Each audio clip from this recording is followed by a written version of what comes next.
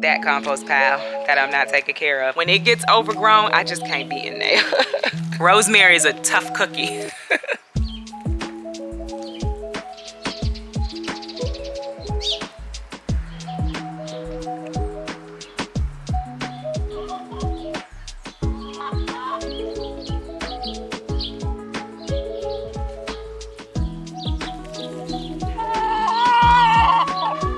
Hello, welcome to Yellow Door Urban Homestead. I am Asia and I'm an urban gardener growing in a small space out in my backyard. And in case you are new here, I am in Virginia, Zone 7B, and I grow in my urban backyard, normal size lot, urban backyard. I grow in raised beds, I grow in no dig, I raise chickens, I grow in bags, and I grow in container, and I also grow in ground. And in addition to raising chickens, I also raise quail. I raise them for eggs, and I raise them for meat. My chickens are only for eggs. And another thing, I grow 365 days a year here. And today I want to take you on a garden tour with me. But before we get started, I want to thank today's sponsor, Bootstrap Farmer, for sponsoring this video. So in case you haven't heard of Bootstrap Farmer, I want to tell you about them. They are a company that was built by farmers. People who already farmed, people who already grew microgreens, people who already are doing what we are doing. In the beginning of the video, you saw these pretty little colorful pots, right? Those are from Bootstrap Farmer. I am absolutely loving them. They are durable. They are gonna last us for quite some time. I am very happy to have them. But that's not the only thing that they sell. They sell greenhouses, they sell grow bags, they sell shade cloth. They sell almost anything you would need if you are going to garden, farm, or homestead. They also have resources, places where it will tell you how to do what you want to do. If you want to grow microgreens, they'll tell you all about growing microgreens. Starting seeds, they're gonna tell you that too. So if you're interested, go check out the link down in my description below, and let's go on this garden tour. So we are going to start right here since I'm over here anyway. These are all of my seedlings that I have started for the spring and summer garden, and they are looking amazing. My peppers are looking better now. It doesn't seem that I have as many aphids as I had before, thank goodness. Some of it absolutely needs to be watered. My moringa are still looking a little yellow. I know somebody said theirs came up looking a little yellow too. Even the things that fail, I believe this is the tray of things that fail. They're bouncing back really well, just so you know. I want to say that's deal. It's a dry soil deal, but it's deal nonetheless. But the seedlings are looking good, and I'm very happy about that. I decided until I figured this out, and I never got to go to the store to get the bricks. I was saying I was going to get some blocks to put at the bottom. We're just not using this. I didn't lose a lot of seedlings, but I did lose some seedlings, and I don't want that to happen again, which is why I just have them sitting down here on the patio, and they're still gonna get the natural sun so that I don't have to keep lights on all day long in my house. By the way, the tomato seedlings are up, so we will be separating them and potting them in their pots that they're going to stay in until it is time for them to go into the ground.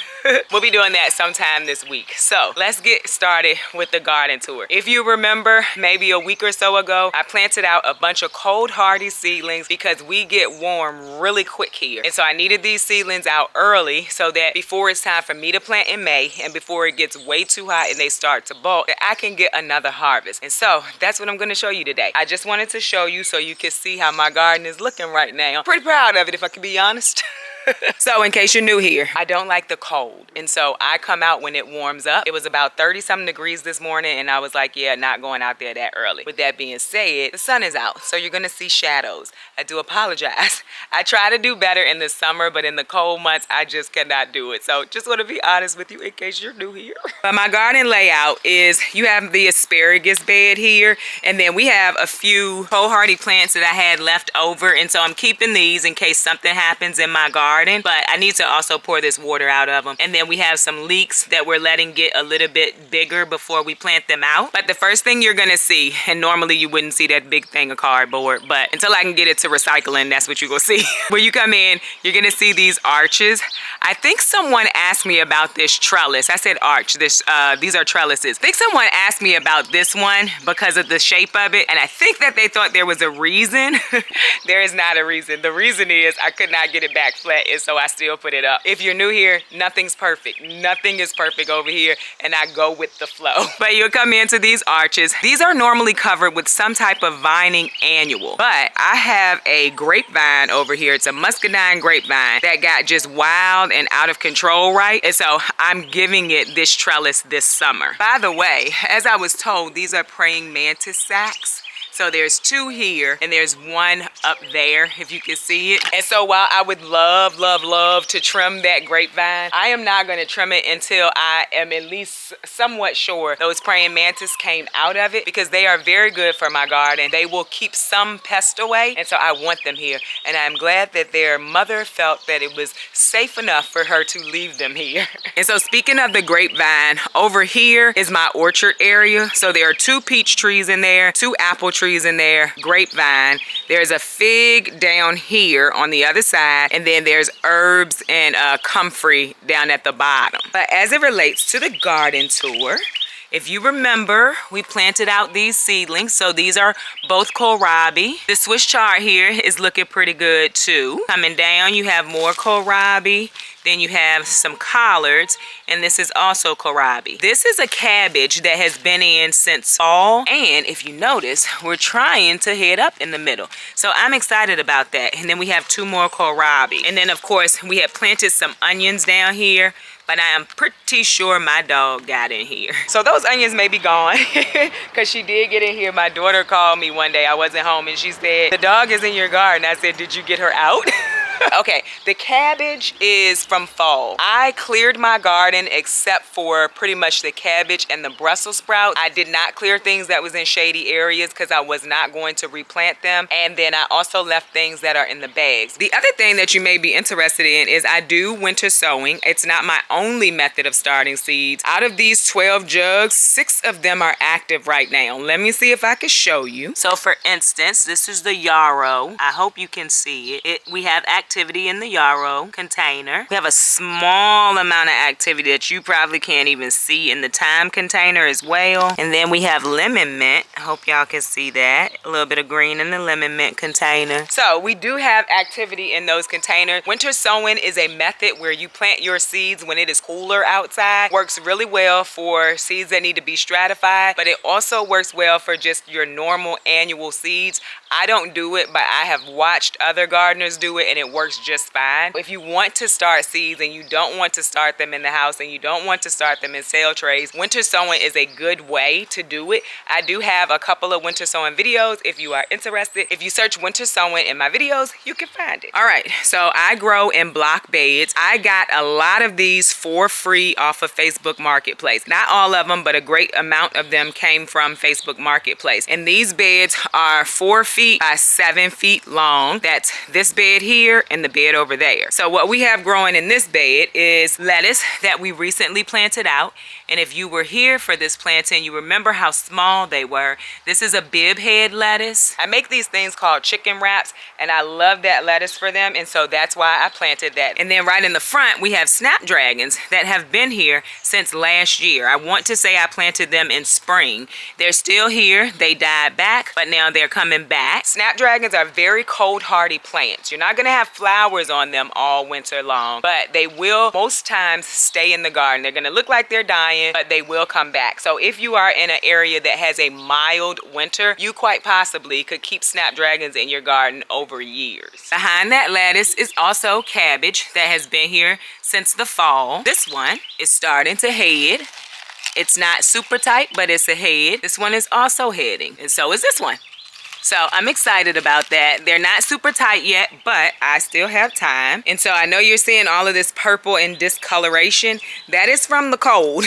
It has gotten pretty cold here. That's what that's from. But the new leaves that grow in the middle may not be that color. And so I am leaving them, and they will probably be okay. We will see at time for harvest. So if you remember, we planted broccoli in this bed, and these broccoli seedlings are looking just fine. Now that one looks a little sad, but we will see what happens happens with it. But they are all growing larger leaves. If you remember when we planted them out, they were pretty small seedlings. So I'm not worried about them. I think that as it warms up here, we're gonna see a lot of growth, and then we're probably gonna get a harvest before it is time to plant for summer. Now, if it gets too hot, this may all go down the drain, but I'm still willing to give it a try. I did this last year, I believe. I planted in February, and so these went out last week. Planted in February, and I was able to get a spring harvest. So I'm giving it a try again this year. In that same bed, we have some very tiny Brussels sprouts, but Brussels sprouts nonetheless. Probably my best Brussels sprouts ever. So I'm excited about that. I did pull off the lower leaves a few weeks ago because I want the plant to put its energy into making the Brussels sprouts. I have heard that that works. This is my first time actually trying it. I think you could also leave the side leaves and take out the top. I chose to take off the side leaves because I know the leaves is where the plant is photosynthesizing and getting its energy. So I chose to leave the top, but I believe you can do either. On the edge of this bed, we have some spinach that looked like it was actually stunted. I put this in fall, and it looked like it was stunted. It wasn't doing much growing, and now out of nowhere it has started growing, and so I'm happy to see that, and that's why I left it. On this back end, you have tree collards. Those tree collards are the result of me propagating these stems from another tree collard that was there before, and I just rooted them. I put them in some soil and I let them root, and then we planted them out same time we planted everything else out here. And someone may be wondering, do I plan to cover with like any kind of netting? I don't. If you are new here, then you won't know. I would like to do things as easy as I can. I also have infrastructure that I'm not taking down to be able to cover, and so that's a larger reason why I don't cover.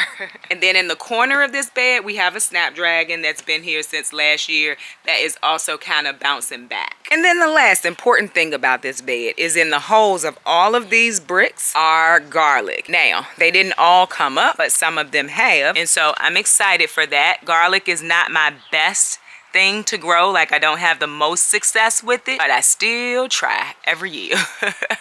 Because even when I don't get garlic heads that I can preserve, I just make them into powder. And so I can make garlic powder, still use that harvest, except it's just not saved in the form of a bulb. So as you walk into my garden, you've seen this bed. You will also see that I have grow bags everywhere. And I'm planning to add more. These grow bags are from Bootstrap Farmer. They have all different colors. I have purchased more purple. Purple is my favorite color to look at, while black is my favorite color to wear. And so in these purple bags, we have potatoes. We planted them out in late January, and so they haven't started to sprout or anything, but they will once the weather is right. And so last year I planted them out, I believe sometime in February. So January was a little earlier than I normally do it, but I've had potatoes over winter in bags several times, and so I think they'll be fine. If they start to sprout and we get a freeze, that's why I put them in bags, because I could take these bags into my house and put them into my laundry room. So as you go down the walkway, you'll see that we have some things in bags. This is actually, I do believe, my first real time growing in bags for the fall. And it's not going bad. It's not going bad at all. So this is a cabbage, and that's looking like it's trying to head. Very small. And then we also have broccoli. And this one is starting to grow a broccoli head. It looks a little damaged already though. This is Destiny broccoli. And then right behind the Destiny is a green magic that we are going to harvest. Whether we do it today or on another video, we're gonna harvest that soon. We have another broccoli, but these went through some really cold times, and so they don't look the best. So there's more. This is another cabbage right here. And then this is another broccoli. This is a pretty big sized head, but we're gonna harvest it nonetheless. And then we have another cabbage. So you can grow in fall in bags if you have a mild enough season. That is what I did right there. And I do believe if we hadn't had so many super cold nights and all of the snow, we got like snow 4 times this year when we normally don't get snow at all.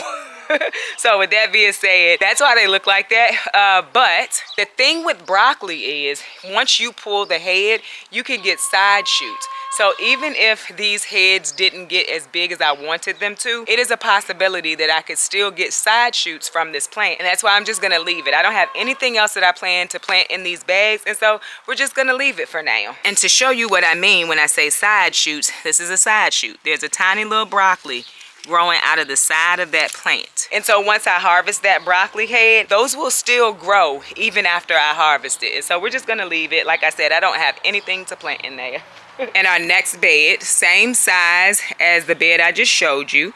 We have quite a few kohlrabi. These are all purple kohlrabi. It's the only seeds I had at the time when I was starting it. It's a purple early variety. There's quite a few of them here. I absolutely love kohlrabi fries. That's what I call them. They do not taste like French fries. They do not have the texture of French fries, but they taste delicious, and I cut them in the shape of a fry and I put them in the oven and I let them cook. Pretty delicious. Behind that is more cabbage that has been here since fall. And so these don't look the same as these. They're not as big, but we're leaving them to see what happens until it's time to plant for summer. Right behind that is some lettuce. And so we planted that lettuce the same time that we planted the rest of the lettuce that I showed you, and it's also bib head lettuce. Behind the lettuce, we have more broccoli. I am a lover of broccoli, and so are my children. So there's 6 broccoli plants in here as well. And behind the broccoli are kale seedlings. That's a lacinato kale.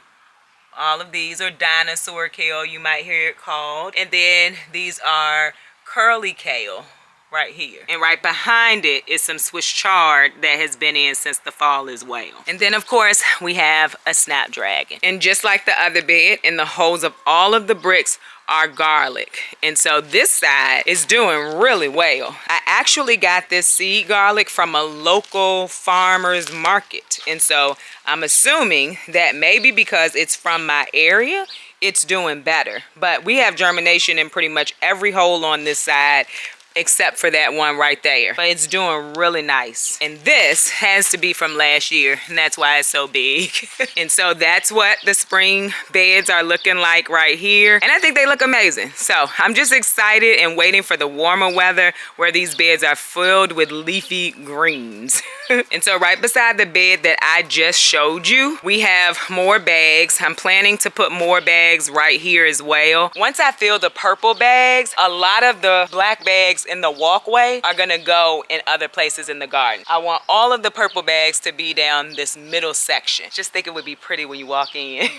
But right here in this walkway, we're gonna have a bunch more bags. But then right beside this is another bed. This is a no-dig bed. And someone had asked me, how did I make my no-dig beds? I simply put cardboard down. I wet the cardboard and then I put more soil or compost on top of it, and then I just started planting in it. Making a no-dig bed is very easy. It's a very easy way to get started, inexpensive way to get started too, compared to like trying to do raised beds and purchasing. But over here, everything you see in here has been here since fall. This area gets shaded very often, and so I chose not to pull any of these or not to do anything with these. And so you have a cabbage here, cabbage, and you have some lacinato kale, dinosaur kale, whichever one you want to call it. But I want to show you something. This is a broccoli. Look at that. Shaded and all. That's a broccoli head growing in there. And all of the shade that this bed gets, there's a head growing in there. I wonder if there's one in here. Yeah, but it looks a little damaged. And so over here you have broccoli, Swiss chard. Now what I will tell you is the Swiss chard in this bed did better than the Swiss chard in any of the beds that I had. If that Swiss chard continues to grow, I'm gonna leave it. I'm gonna leave it to go through the summer. Swiss chard can grow through summer. Even if it's not tasty for me, I can give it to my chickens and to my quail. And then all the way in the back of this bed are Brussels sprouts. I don't think anything is gonna come of them. So we're leaving all of those things over there. So right beside the bed I just showed you, we have a Vego garden bed, and it also has broccoli in it. And shaded and all, we have broccoli heads attempting to form over here as well. Pretty happy to see that. And then when I planted my onions out, I had extra. So we also just planted some onions in this bed as well. The other thing is during the summer, this bed has tomato plants. Where you are seeing these T-posts is where I do the Florida weed for my tomato plants. So I grow my tomatoes in bags, but I do trellis them, my indeterminate varieties, on these T-posts. so going down the line, you have the bed I showed you, the Vego garden bed, and there's another bed that is always pretty much unused in the fall. Sometimes I will plant in it, but I never really get anything. So this year I didn't, I just covered it. And so right across from that bed, you have another little small bed behind this trellis. And I just recently transplanted this cabbage plant here, and it seems to be doing fine. Doesn't seem to have had any shock, and so I'm happy to see that. I am one of those people who will transplant a larger plant. As long as I think I have gotten enough roots with that plant, I transplant it. It doesn't seem to ever be a problem for me. I've done it with peppers, tomatoes, leafy greens, cabbages, broccoli, Swiss chard, and it works, so I do it. So right beside that cabbage I just showed you, we have blueberries going down the line. Some of them are waking up and giving us leaves, and it looks like they're trying to bud. I don't think it's time for that, but it's happening. So we have, what, 6, I think, total blueberry bushes. So there are 5 in this row, and then there's 1 over there by the sitting area in the bed that I said I don't use. So that's the blueberry bushes. People often ask me, are my blueberries in bags or in pots? No, they are in ground. They've been in ground since I got them. When I purchased blueberries, I wanted them in the ground. Like, it's just what I knew I wanted to do. And so they've been in the ground the entire time I've had them, and they produce very well every year. So behind the blueberries is a kale. This kale has been here since fall as well, but it looked so good and it wasn't tall, so I left it. I think that we're gonna be able to get a good amount of harvest off of that soon too. So behind the kale is collards. The first like 5-6 plants are collards, and then in the front you have broccoli going all the way down, and then halfway down is also broccoli, and they are looking fine as well. Same with the collards. And then right behind the collards is some more of that spinach that had appeared to be bolting, and so I left that as well. So this trellis has fallen. I know you could see it down here on that spinach. I put them up with zip ties, and the zip ties have finally given out. So I just need to come out, pull it up, and put them back. But that's literally the only one that has fallen since I've had them up. So it works well. It works just fine. It's just taking it down and putting it back up that I can't get with. And so as you're walking past this bed up the aisle with the blueberries, you also have a no-dig bed over here.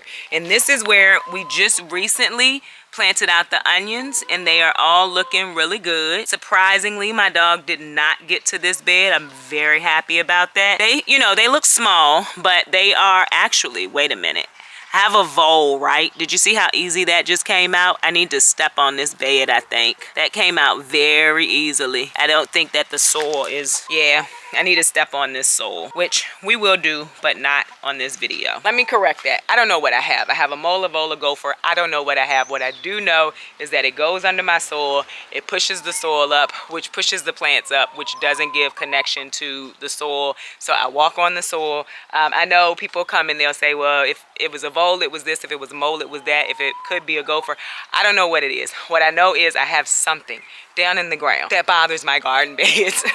All right, and so in that same bed, I put some more spinach because we get shade over here and spinach bulks quickly, but it looks decent, and so I'm okay with that. And so right behind the bed that I just showed you is my strawberry bed, and we do have lots of shade on that strawberry bed. I'm so sorry. But I recently went through and added the weed barrier as to avoid so much of the runners rooting. So we'll see how that works this year, but they're looking really good. They're also starting to grow. Now, I don't know what's going on with this one.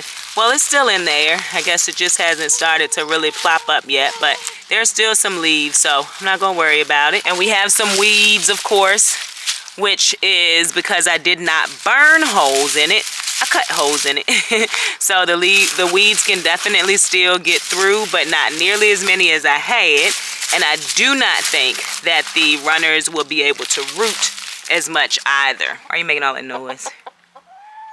Those are my chickens. I have had chickens probably for 3 years now. I have a black sex link, a Brahma, a majestic Moran, an Americana, and an olive egger. So those are the 6 that we have. And right beside both of those beds that I showed you, and in front of the chicken area, is another Vego garden bed where I am hopeful that the herbs that I planted in it last year come back, but I did fill it back up with some chicken bedding. And so, I don't know, but there was like pineapple sage in there. There was quite a few things in there, and I'm hoping that it comes back. If it does not, then I will replant it with some other herbs. I want this to be a medicinal herb bed. And all around this bed, you will also see I have bags laid out because I'm planning to get those filled soon. So we're gonna have basically 9 bags around this bed. And last but not least, and what I always forget about because it has done the best for me over this winter, is our snapdragon bed. We didn't have a lot of snapdragons down this end, which is why it looks bare. But there's a sedum that's going to take up a big portion of that when it's starting to come back anyway. But the snapdragon bed is looking good. Cannot remember, I think a canna lily was here, and it gets huge, and so I know that at this point I probably can't stop it, but I will control it. But these are snapdragons, and there are other flowers in here that are going to come back because they are perennial.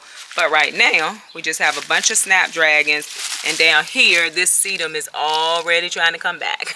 I think the sedum plant is very pretty, and I did like their flowers. Originally, I was like, I don't like this plant, and I actually had pulled it out, but then it was still sitting in the compost pile, that compost pile that I'm not taking care of. And so I took it out and I planted it, and it grew just fine. And so that's the outside garden tour. I am gonna take you, actually, let me kind of show you the orchard area. I know people would like to see the orchard area more, and while it is not overgrown, I will be happy to show you that. When it gets overgrown, I just can't be in there.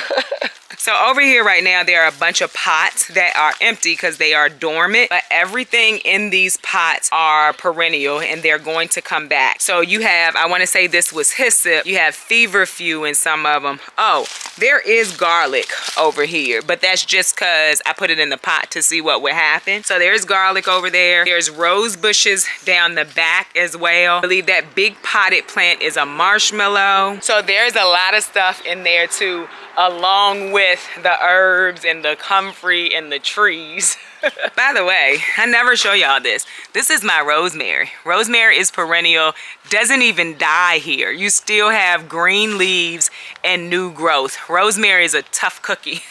All right, so let's go look in the greenhouse. I haven't pulled anything out of the greenhouse. I am going to harvest the broccoli heads in the greenhouse just because I don't have anything to plant. I'm not going to plant in the greenhouse again until it is time to plant for the summer garden. So when you come in, this is a bed that I was having issues with the soil. I had perennial herbs in it, and so I put garlic in it, and it is coming up and it's looking good. So I'm hoping that this garlic kind of aerates the bed, opens it up, loosens the soil a little bit because I was having an issue with that in here. But over here is our greenhouse broccoli and kohlrabi, and it's looking good. I need to, like, this head looks beautiful.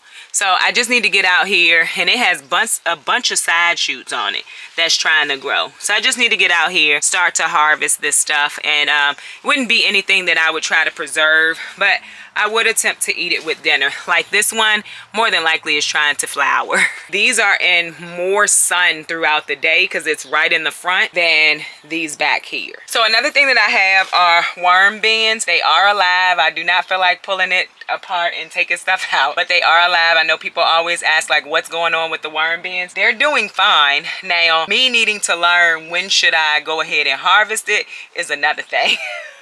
But they are there. They're all still alive. I didn't do anything extra. Like the first few days that it got cold, I came out here and I covered them with a blanket. I didn't need to, and so I stopped doing it. So that is the garden tour today, and I hope that you enjoyed it. I hope that you are getting excited for spring because it is coming, y'all. I cannot wait. It's nice out here today, but nowhere near as beautiful as last week. Now tomorrow is supposed to be like 65. Today is like mid 40s, but with the sun out, it feels warmer. Thank goodness. So as always, I hope you enjoyed this video, and if you did, don't forget to like, share, and subscribe. Don't forget to visit me over on Instagram where I post about the things going on in my garden almost every day. Bye y'all.